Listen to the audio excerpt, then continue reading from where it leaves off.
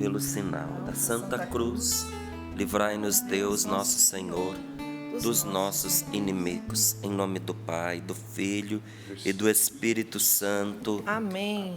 Amém. Primeira carta de São Pedro, capítulo 1, versículos do 22 ao 25. Vou até marcar aqui na minha Bíblia também.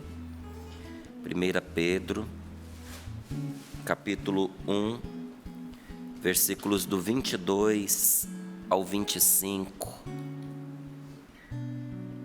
Diz assim a palavra de Deus: pela obediência à verdade, vos purificastes, para praticar um amor fraterno sem fingimento. Amai-vos, pois, uns aos outros, de coração e com ardor. Nascestes de novo, não de uma semente corruptível, mas incorruptível, mediante a palavra de Deus, viva e permanente. Pois toda a carne é como uma erva, e toda a sua glória como a flor da erva. Secou a erva, caiu-lhe a flor, mas a palavra do Senhor permanece para sempre. Ora, esta é a palavra que vos foi anunciada como boa nova. Palavra do Senhor. Graças a Deus. Graças a Deus. Pela obediência à verdade, vos purificastes. A obediência à verdade nos purifica. A gente sabe que nem sempre uma purificação é fácil. Às vezes uma purificação custa. Dói, né? Dói a gente limpar uma ferida. Dói a gente separar o que presta do que não presta. Dói a gente passar a limpo uma história de vida confusa. Dói quando marido e mulher têm que se sentar para poder desembaraçar. É um jeito de purificar. Desembaraçar aquilo que na vida dos dois foi se embolando, não é? E eliminando os rancores, as angústias que um causou ao outro, as tristezas que um provocou no outro. Dói quando pais e filhos precisam purificar a sua história pelo perdão. Mas é uma purificação que liberta. E essa purificação, diz a palavra de Deus, ela se dá por obediência à verdade.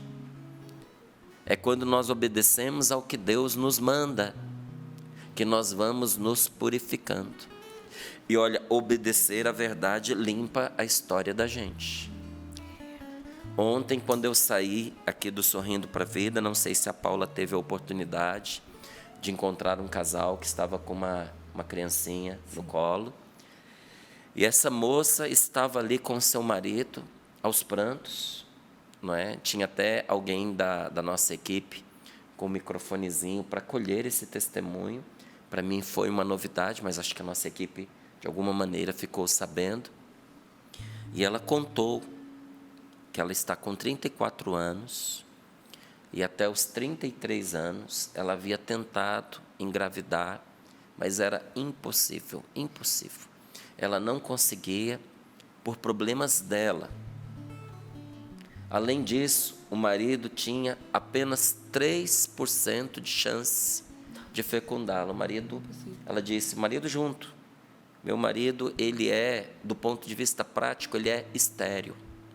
Estéril.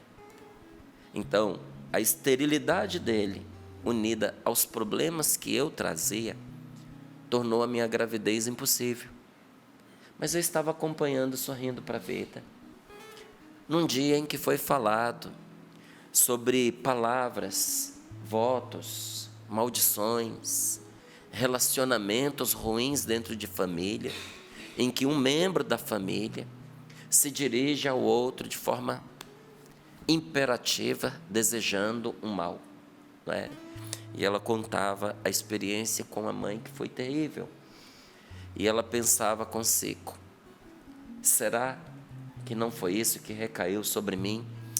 como uma verdadeira maldição, tantas palavras que foram faladas, e ouvindo os testemunhos, ela disse que pôs as mãos sobre o ventre, ela, e orou pedindo ao Senhor: meu Deus, diante de tudo que eu estou ouvindo, eu peço ao Senhor que cure a minha história, que purifique o meu relacionamento com a minha mãe, e que, se houver alguma maldição sobre mim, que seja quebrada agora.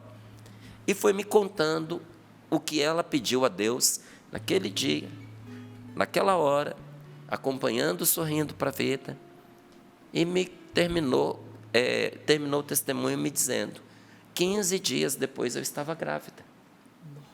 15 dias depois, ela constatou a gravidez. 15 dias depois. Aos 34 anos. Aos 33 anos. Porque agora a filhinha, se tiver muito, é um aninho. Uma menina linda, nossa, parece feita de ouro, loirinha, linda, linda, linda. Extremamente saudável, uma fofa. Se tornou, engravidou aos 33 anos, de um marido que, do ponto de vista médico, não poderia nunca engravidá-la.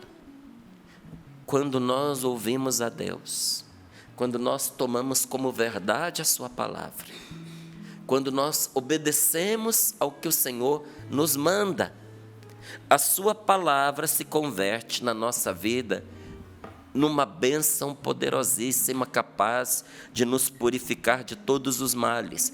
Purificar é uma outra palavra para libertar. Não é? Até para quem pergunta assim: mas às vezes se fala tanto, né, de cura e libertação, por quê? Porque as pessoas precisam, meu Deus do céu, entende? É uma necessidade. A gente não tem ideia de como as pessoas estão feridas, de como as pessoas estão machucadas e de como as pessoas andam aprisionadas nas suas mentalidades equivocadas, aprisionadas nas suas tristezas, aprisionadas no seu passado, condenando o futuro, porque não se desligam de um passado tóxico, não se libertam. Pessoas que estão presas a males que fizeram a elas na infância. Sabe, eu estou terminando de escrever um livro, e um dos últimos capítulos é mulheres que sofreram crueldades na sua infância, que foram maltratadas na sua infância. A cura das mulheres que foram maltratadas na sua infância é um dos últimos capítulos desse livro, imprescindível.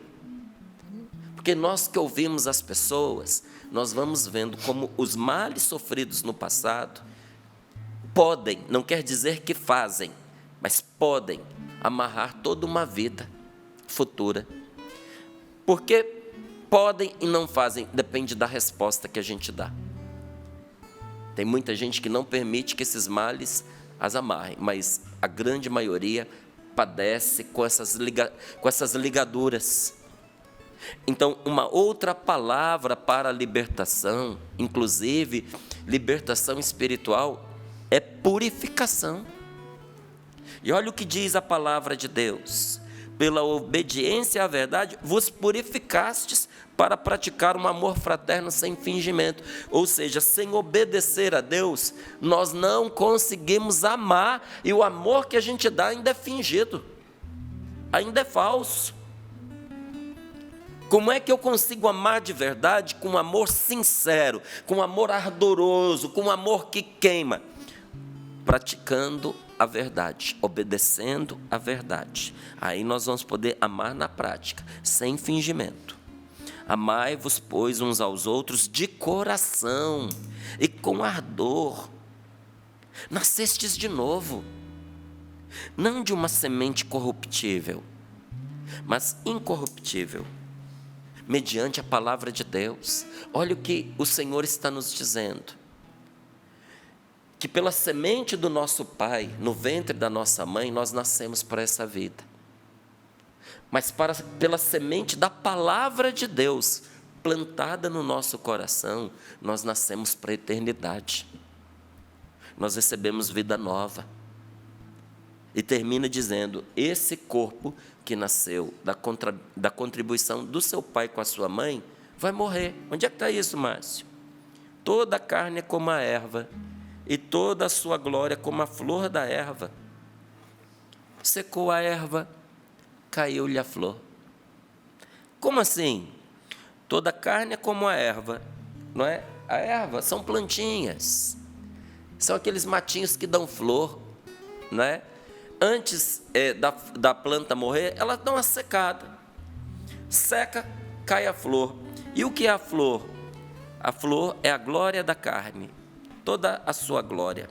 O que é a glória da carne? A beleza, a juventude, a esperteza, a agilidade, o charme. Murcha a carne, cai a sua glória, fica só o pó. Mas enquanto por fora a pessoa murcha, a vida por dentro floresce. A carne seca, mas a palavra de Deus, que fecundou a pessoa, permanece para sempre. É pela palavra de Deus fecundada no nosso coração que nós não vamos morrer para sempre. Você percebe? Mas tudo começa pela obediência à verdade, que custa. Custa a gente obedecer a Deus, custa a gente dar testemunho de nosso Senhor Jesus Cristo. Claro que custa. Custa amizades, custa admissões. Vai ter lugar que você não vai ser admitido por você ser uma pessoa de Deus. Eu vi muitos comentários na internet sobre essas Olimpíadas, que alguns atletas estavam ameaçados de serem punidos porque fizeram o sinal da cruz, porque falaram do nome de Jesus, profanaram o nome de Jesus, como eles fizeram, entende? Na abertura, exaltando o anticristo, ultrajando a Santa Ceia. Isso pode, mas falar o nome de Cristo e dar glória a Deus poderia desclassificá-los. O que está faltando para a gente acordar? Abre o olho, entenda uma coisa: esse mundo desclassifica quem é de Deus. Aos olhos deste mundo, nós somos uns desclassificados.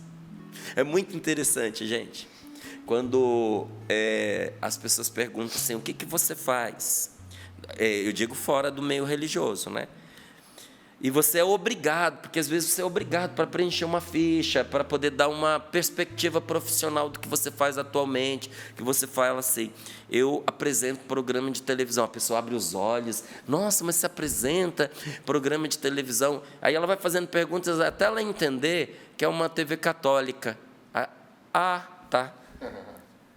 Porque entendeu a verdade. Nós não somos artistas, no sentido da palavra que se usa aí nas televisões. Artista é todo aquele que trabalha com arte e que faz da vida uma arte. Então, nessa matéria, os cristãos são os mais artistas que existem. Contudo, quando se usa a palavra artista para definir esses atores, cantores, essas pessoas de grande projeção nesses canais muito assistidos, nós aqui não somos, não. Entendeu? Não é nessa vertente de artista que nós somos, não. E a pessoa entende isso. É um canal religioso. É uma pessoa de Deus. O programa que ele apresenta fala de Deus. Isso é ouro. É precioso. Mas não para esse mundo. Para esse mundo, obedecer a Deus, obedecer à verdade, desprezar o veneno que esse mundo nos oferece, a toxicidade dessa vida de erros que instrumentaliza as pessoas, que faz a gente viver como se a nossa vida se resumisse aos nossos dias terrenos. Viver na contramão disso nos torna pessoas desprezadas. Por causa disso a gente perde amigos, por causa disso há portas que se fecham para nós. E eu, com isso, não quero estar em nenhum lugar onde Deus é recusado. Se Deus ali é recusado, é um favor que me fazem de me recusar também. Mas a gente paga o preço, viu? Nós pagamos o preço por isso. De muitas vezes ficar à margem até da vida de pessoas que a gente gosta. A gente gosta delas, mas elas mais ou menos que gostam de nós. E por que mais ou menos? Por causa da nossa escolha radical por Jesus. O verdadeiro cristão, ele não é radicalista, mas ele é radical. O que é a pessoa radicalista? É aquela pessoa estúpida que é a lei pela lei, não tem flexibilidade. E o que é uma pessoa radical? É uma pessoa que vai às raízes daquilo que ela faz. E ela é firme, sobretudo consigo mesma. Márcio, você é radical? Eu sou. Com quem? Comigo. Eu não tenho como ser radical com os outros. Para a gente ser radical com os outros, a gente tem que julgar a pessoa.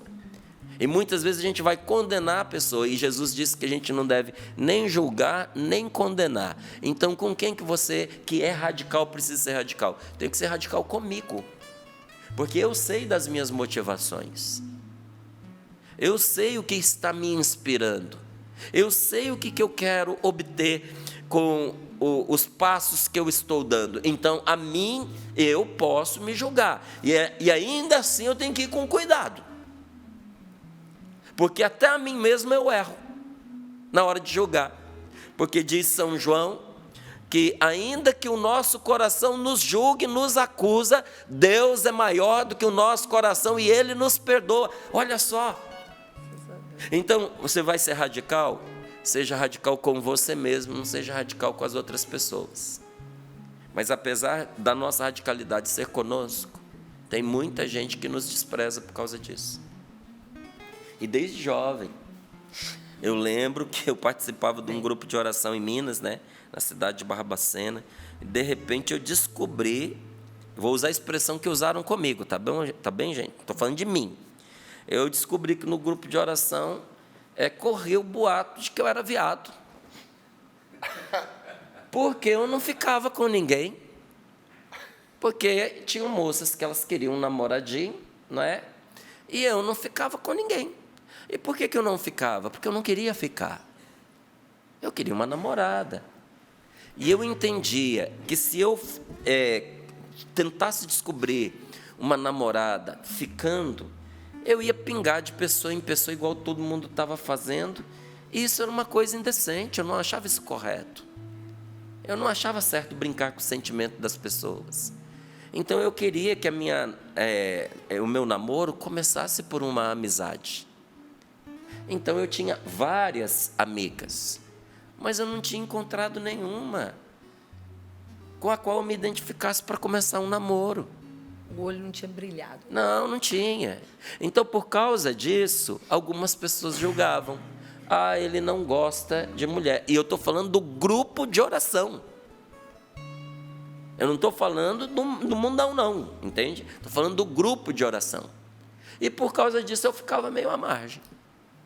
E meu grupo militar, do qual eu participava, quantas vezes os rapazes saíam e gente que eu gostava, mas eles não me chamavam. Por que não me chamavam? Porque eu não me alcoolizava até quase cair. Mas você ficava perturbando se eles tomassem uma cerveja? Eu não.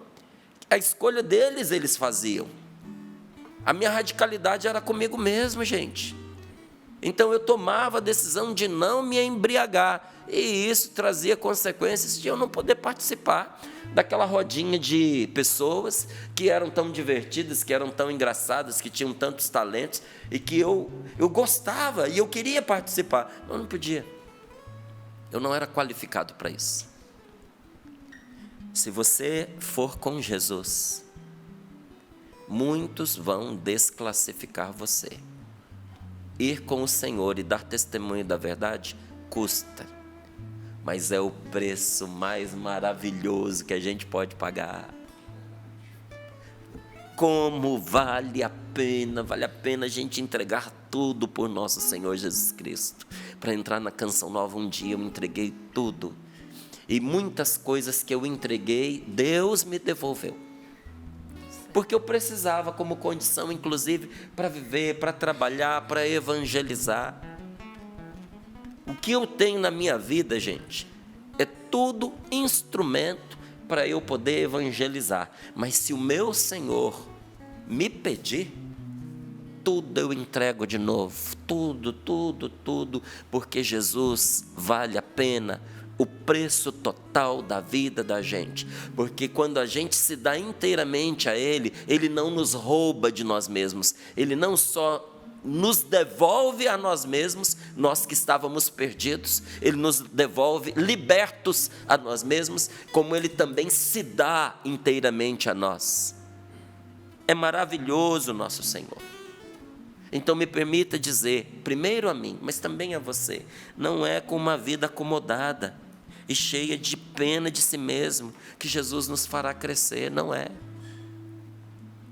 Não é no comodismo, não é na preguiça e com dó de nós mesmos que nós vamos crescer. Pare de ter pena de você mesmo. Pare de ter pena da história que você teve. Pare de ter pena dos sofrimentos que você viveu. Faz igual os 3 porquinhos, pega o material que você tem e constrói a sua casa com aquilo, entende? Quem tem palha, construa com palha, mas pelo menos construa. Não ficou de pé mais, mas ele pelo menos fez alguma coisa com aquilo que ele tinha, né? Um fez de tábuas, né? O outro não, fez de material sólido. Se você puder, faça de material sólido, faça ancorado na palavra de Deus. A construção não só da sua casa, mas da sua vida. Mas pegue o que você tem para trabalhar a sua história e o seu futuro. Usa o que você aprendeu em seu favor. Mas não fique sentado com pena de você mesmo, esperando que as coisas aconteçam sozinhas. Esses dias eu escutei uma pessoa. A pessoa vai emendando erro em cima de erro, erro em cima de erro. Faz um monte de trapalhada sem perguntar nada para ninguém. E aí depois que a situação está assim insustentável, começa a pedir a Deus um milagre. Estou pedindo a Deus um milagre para resolver o meu problema que eu criei. A resposta de Deus estava à disposição no momento em que podia consultar as outras pessoas, pedir ajuda, ter amparo nas decisões. Mas a pessoa atola o pé no acelerador até lá embaixo, na direção mais errada possível. Aí quando as consequências vêm, põe na conta de Deus, põe na conta das pessoas. Ninguém me amparou, ninguém me ajudou, cadê Deus nessa hora? Estou rezando, pedindo um milagre. Gente, primeiro, corrija a rota. Para de ir na direção errada. Segundo, pega o que você tem para trabalhar a sua vida. Não adianta ficar arrumando culpado e ficar sentado chorando com dó de si mesmo, esperando que os problemas se resolvam sozinhos e de maneira fácil. Porque a vida não é assim. Não foi até agora e não será até o último dos seus dias. Por que nós vamos nos unir ao número daquelas pessoas que passam a vida acreditando que um dia, milagrosamente, a sua história vai se construir sozinha? Teve gente que se iludiu a vida inteira jogando, achando que ia ganhar no jogo. Se a pessoa tivesse economizado, o que gastou em jogo era rica. Entende? A vida inteira esperando a sorte que nunca chegou. Porque a verdadeira sorte a gente faz assim, ó. É com os nossos braços, com as nossas mãos. Construa a sua sorte, amparado por Deus, cheio do Espírito Santo. Como? Obedecendo à verdade. Uma vida de facilidade, gente, não leva a gente para cima, leva a gente para baixo. Nós precisamos buscar as coisas do alto. Já subiu uma montanha? Custa, viu? Custa. Bom que eu lembrei da nossa querida Barbacena. Lá ninguém tem perna fraca. As ladeiras são... As ladeiras. Olha, Minas Gerais é caprichosa, viu? É caprichoso esse estado, né? Minas, em muitos lugares que você vai, olha, são muitos montes para você subir. Pessoa preguiçosa desanima. Nossa, lá onde? Nossa, lá no alto do monte. Aqui na Canção Nova, Canção Nova também. a gente está no alto da Bela Vista. Onde é que está a Canção Nova em Cachoeira Paulista? Olha o nome, Alto da Bela Vista. Já subiu de bike? Por que colocou a Canção Nova aqui? Porque é um lugar onde ninguém morava. Por quê? Porque era alto da Bela Vista. Tinha que subir, dar umas boas pernadas. E para você subir, meu amigo, custa. Todo mundo que quer crescer, todo mundo que quer estar no alto, precisa se esforçar. E a palavra de Deus nos manda isso. A palavra de Deus que nos manda ser humildes, nos manda também buscar as coisas do alto. Buscai as coisas do alto. O céu está sempre acima de nós e nós precisamos estar sempre olhando para cima. Levante os olhos daquelas coisas que estão abaixo de você, que são mais baixas que você. Pare de olhar para aquilo que é menos que você, ou para aquilo que te diminui.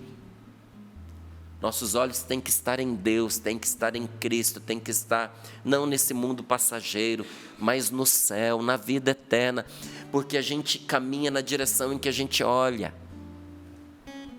Se você dirigir olhando para trás, olhando pelo retrovisor, você não vai avançar por muito tempo. Já já você vai encontrar algo que te pare pelo meio do caminho. Só tem um jeito da gente progredir, olhando para frente. Só tem um jeito da gente subir, olhando para as coisas do alto. Olha, há pessoas que evitam as dificuldades. Tem gente que evita as coisas que requerem renúncia, que requerem autocontrole, que requerem sacrifício. Tem pai que está educando seu filho para uma vida sem sacrifício, sem autocontrole. Não pode chamar a atenção do fulaninho, porque o fulaninho vai ficar frustrado, o fulaninho ele vai se sentir tolhido, o fulaninho vai carregar consigo um trauma. Pelo amor de Deus, acorda para a vida. Tem que ensinar para o seu filho a se controlar, porque senão ele vai ser um animal. Vai ser um menino sem educação, daquele tipo de pessoa detestável, daquele tipo de criança, que vai impedir as pessoas até de te receber na casa dela, porque o menino é uma fera, o menino é indomável, o menino é mal educado. Tem criança mal educada, que o pai não educa, você vai chamar a atenção do menino, porque precisa chamar, ele cospe em você, ele quer te chutar. Olha, você desumanizou o filho, entende? Tornou o menino uma besta. É uma fera, só que agora é uma bestinha, é uma ferinha, mas quando crescer, vai ficar uma pessoa intragável, insuportável, que acha que o mundo gira em torno de si próprio. Tem gente que evita as dificuldades para si e facilita toda a vida do filho. Quando ele começa a ficar adolescente, jovem, que ele precisa assumir a própria responsabilidade, ele entra em depressão, ele quer morrer. Porque ele nunca fez isso na vida. E se sente traído. Porque o pai, a mãe, o criou ou a criou, né, se for a menina, como se a vida fosse uma vida de facilidades. E agora o pai e a mãe, cansados porque não aguentam mais, estão pedindo para ir embora de casa, estão pedindo para arrumar um emprego. Eles agora estão idosos, agora estão doentes, não conseguem mais fazer as coisas no lugar da fulaninha, no lugar do fulaninho. E o fulaninho está em depressão, o fulaninho quer morrer. Porque a vida inteira ele não foi educado para enfrentar a própria vida, para viver a própria vida. Foi só mel a vida dele. Mas agora chegou o fel. Não, gente. A gente tem que parar de evitar as dificuldades, as coisas que requerem renúncia, que exigem que a gente se controle, que exigem sacrifício, porque as dificuldades e os trabalhos nos conduzem ao crescimento. Olha, enquanto aqui no Ocidente a gente está criando pessoas fracas, no Oriente eu estava vendo uns vídeos aí de uns chineses, eles estão disciplinando seus filhos para serem fortes. E não diga que eles não são amorosos com os filhos deles, não, porque gente perturbada, desequilibrada tem em toda a cultura. Tem entre os chineses e tem entre a gente que é brasileiro. Mas gente amorosa e que quer o bem de seus filhos é em todo lugar também. e são amorosos e sabem cuidar dos filhos. Os pais criando dificuldades para os filhos resolverem. O pai andando, indo em lugares difíceis de subir. As duas filhinhas juntas, elas têm que criar. O pai não ensina o que fazer. Ele vai num obstáculo difícil para elas, mas que elas precisam pensar para poder resolver.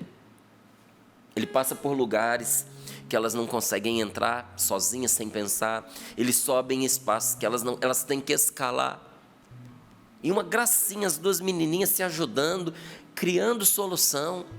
Uma se abaixando para a outra subir. Aí a outra que subiu, puxando a irmãzinha. Pequenininha, não sei nem se sabe falar. Mas que já sabe resolver os próprios probleminhas, já sabem. É assim que a gente cria os filhos. E é assim que Deus nos educa. O Senhor não tira as dificuldades da nossa vida. E Deus muitas vezes não nos poupa aos nossos trabalhos, porque Ele sabe que nós precisamos crescer. Então não é quando nós andamos por um caminho fácil e confortável que nós crescemos como pessoa. Mas quando a gente tem que abrir a estrada com as próprias mãos. Talvez nesse dia de hoje você diga assim: Márcio, eu estou diante de uma situação que não tem saída. Eu acredito em você. E o que você me diz, Márcio? Abre a saída. Cria a saída. Abre espaço. Abre caminho com as próprias mãos. Pede a Deus a força, pede a Deus a sabedoria. Sabe, o problema apareceu, se o nome é problema é porque tem solução. Vai ter solução, mas você vai precisar arregaçar as mangas e ir ao encontro dessa solução. E se não tiver, você vai ter que criar. Mas sentado, se lamentando, chorando, a vida não se resolve. Você quer crescer na vida? Você quer ser uma pessoa melhor? Aceite que Deus conduza você. Obedeça à verdade. Pague o preço de ser de Deus. Pague o preço de cumprir os mandamentos. Conhece os 10 mandamentos? Se você não sabe, joga lá na internet. Quais são os 10 mandamentos da lei de Deus? Vai aparecer. Se fosse fácil cumprir, todo mundo cumpria. Pague o preço. Aceite o que Jesus te deu como direção de vida. Ele mandou perdoar, perdoe. Ele mandou rezar, reze. Ele mandou jejuar diante das situações difíceis, jejue. Ele mandou não condenar ninguém, não condene. Você vai ser tentado a fazer tudo o contrário. Mas pague o preço de quem confia em nosso Senhor. Vou fazer porque aquele que é o meu Deus me mandou fazer, não é? Então o cristão, meus irmãos, o cristão vive da força de Deus. Aceite a correção de Deus e com ela a força. Porque não é os trabalhos e as dificuldades que nos fortalecem. Quando Deus nos permite passar por dificuldades, Ele está buscando nos fortalecer. Aceite o desafio e com o desafio aceite a força, porque o cristão, ele não vive da própria força. Sua força não está nos exércitos, diz a palavra de Deus, não está nos carros, não está nos cavalos, não está na violência que faz a outras pessoas ou em coisas assim. De onde que vem a força de quem é de Cristo? É do Espírito Santo. Por isso eu digo a você, olha, é com o coração cheio de confiança e alegria que a gente fala desse acampamento Sorrindo para a Vida, em que tem esse tema: enchei-vos do Espírito de Deus. Se eu pudesse te desejar somente uma coisa hoje, eu desejaria a você e desejo a você que você seja cheio do Espírito de Deus. Porque cheio do Espírito de Deus, até muito do que eu te falei aqui é dispensável. O próprio Senhor te conduzirá. É do Espírito Santo que todo homem de Deus, que toda mulher de Deus recebe a força de convencer inclusive, a força de converter, a força de penetrar no coração de uma pessoa.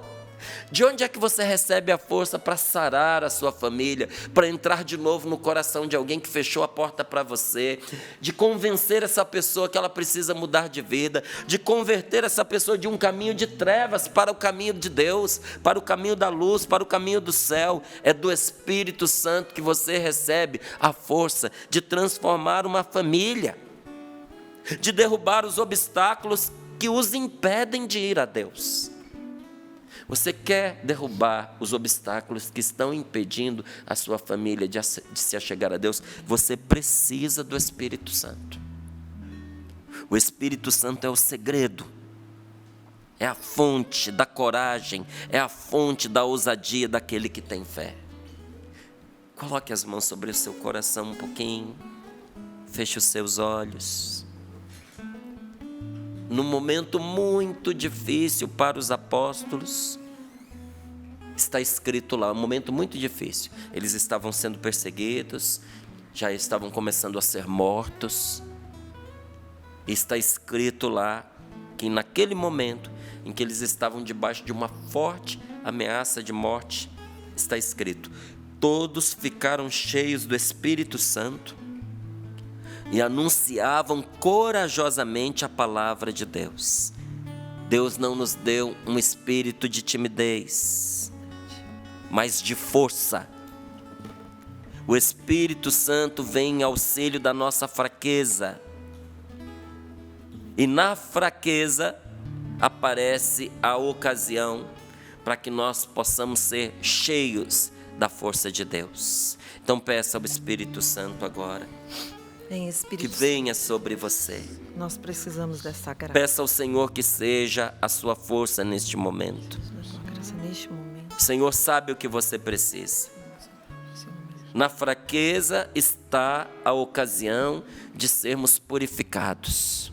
Quando obedecemos à verdade, pela obediência à verdade, foram purificados, fostes purificados para viver uma vida de amor e não de ódio, e não de rancor, e não de ressentimento, e não de desgraças, e não de agonias, mas uma vida de felicidade. E onde tudo começou? Quando foram purificados pela obediência. Agora, nesse momento em que você se sente fraco, é a hora do Espírito Santo na sua vida. Chame por Ele, diga: vem, Espírito de Deus, vem em nome de Jesus, vem sobre nós.